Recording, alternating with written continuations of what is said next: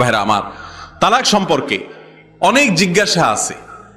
আমরা একটা কথা সবসময় বলি, তালাকের মাসআলা সংক্ষিপ্ত কোনো প্রশ্নোত্তরের সেশনে আমরা দেই না। সাধারণত সুনির্দিষ্ট কোনো কেসের সিদ্ধান্ত আমরা দেই না, এবং এটা দেওয়াটাকে সমীচীন মনে করি না।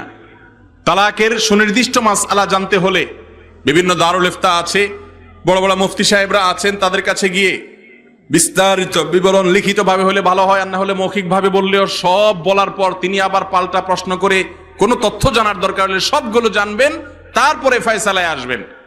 সংক্ষিপ্তভাবে আপনি কোন আলেমের কাছ থেকে এই প্রশ্ন জিজ্ঞেস করবেন তালাকের, এর পেছনে অন্য কোনো আপনার ফাঁক ফোকর থেকে যাবে, তখন মাসআলা সঠিক আসবে না। এই জন্য আমরা কোন ইন্ডিভিজুয়াল কেসের সিদ্ধান্ত আমাদের আজকের আলোচনা থেকে যেন কেউ না নেন, সে পরামর্শ দিব। আমরা শুধুমাত্র কিছু ধারণা দিচ্ছি যেগুলা থেকে আপনারা উপকৃত হবেন। তার মধ্যে থেকে একটা হলো, অনেকেই তালাক দেওয়ার পর বলে